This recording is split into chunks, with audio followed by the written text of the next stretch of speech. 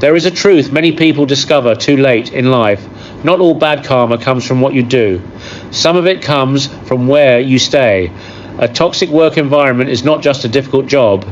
It is an energetic system, one that quietly reshapes your thoughts, your behavior, and your spirit. And over time, it can change the direction of your life. Everything operates on energy. Your thoughts, your words, your reactions, and your intentions all leave an imprint. Karma is not punishment, it is accumulation. What you are exposed to daily becomes what you carry, and what you carry eventually becomes what you attract. This is where toxic workplaces do the most damage, slowly, invisibly, and consistently.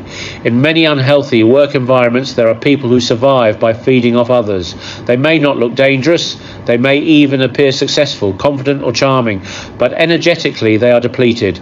These people are often called energy vampires. They take credit, they stir conflict, they drain enthusiasm, they feed on stress, fear, and emotional reactions. And when you work closely with them, something subtle begins to happen. Your good energy, your patience, your kindness, your effort is redirected, not rewarded, not respected, taken. When you consistently give in an environment that does not reciprocate, your energy becomes misallocated. You begin to carry the weight while others receive the benefit. Over time, this imbalance creates karmic distortion. You feel tired without reason, unmotivated, irritable, disconnected from who you used to be.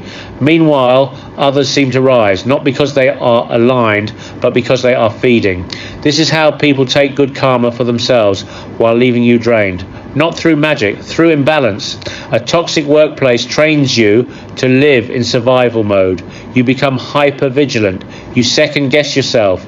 You suppress emotions just to get through the day. And this is where the deeper karmic damage begins.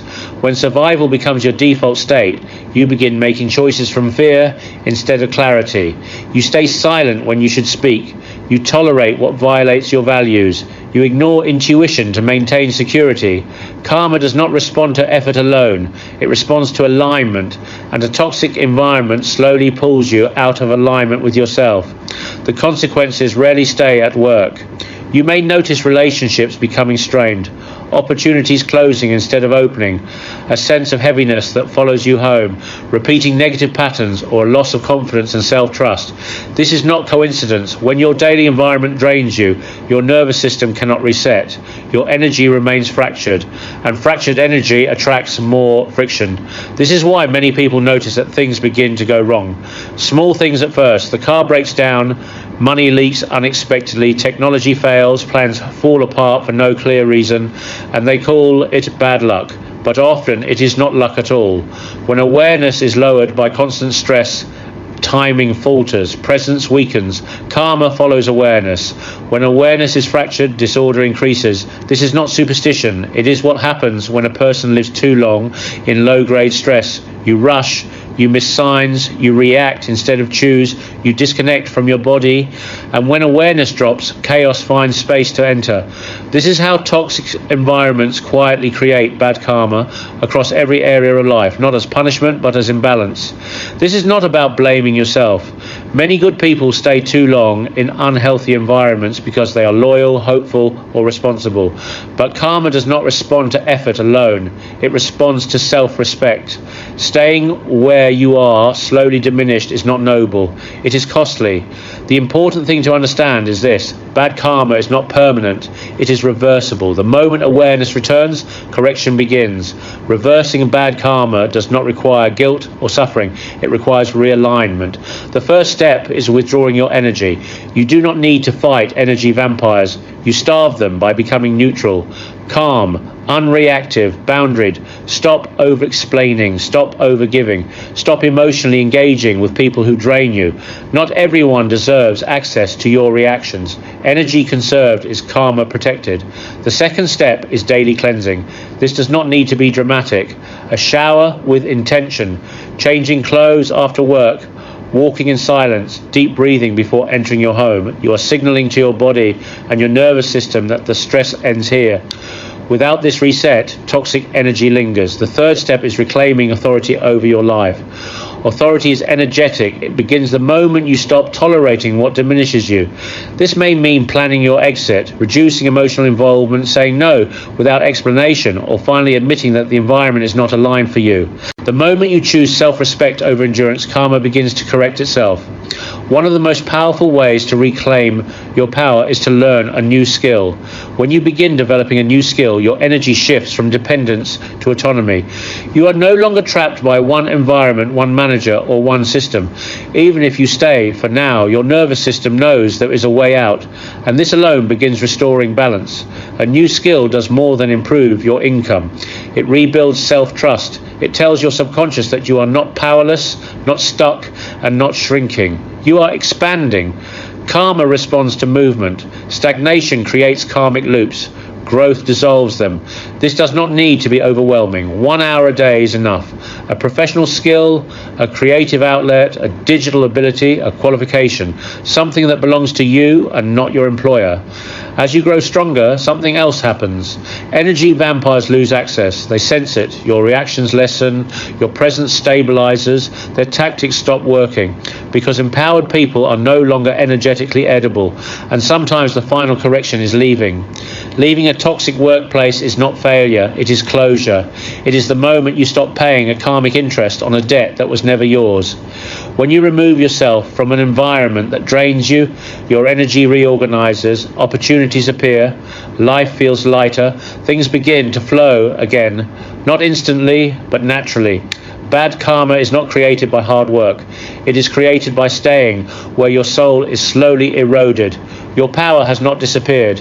It has only been misdirected. And the moment you choose alignment over survival, your energy returns, your clarity returns, your life begins to respond differently.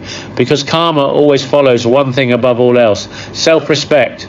And self-respect restores balance. When you empower yourself, karma realigns. Not suddenly, but steadily.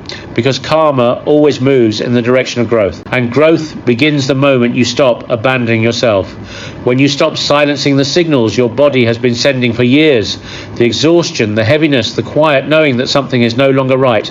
Because these are not weaknesses, they are messages. And when you finally listen to them, you begin restoring balance. You do not need to force change for karma to respond.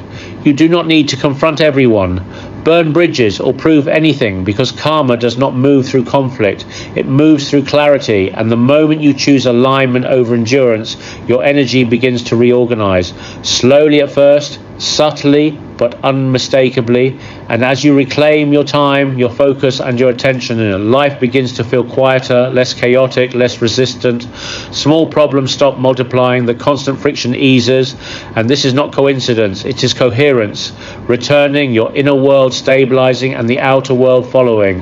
And when you stop feeding toxic systems with your energy, they lose their power over you. And when you stop living in survival mode, your intuition comes back online. You begin to sense what to do next, who to trust, when to move, and when to wait. And this is how direction returns, not through force, but through presence.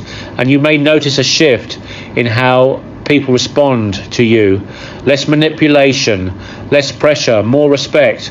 Not because they have changed, but because you have. Because your boundaries are clearer, your energy steadier. And steady energy commands respect without needing to demand it. And as you continue to invest in yourself, to learn, to grow, to expand beyond the environment that once defined you, your sense of power strengthens. You are no longer operating from fear or scarcity. You are building options, and options dissolve karmic traps. They remind your nervous system that you are not stuck and never were. And eventually the environment that once drained you no longer fits. Not because you are angry, but because you are no longer the same person.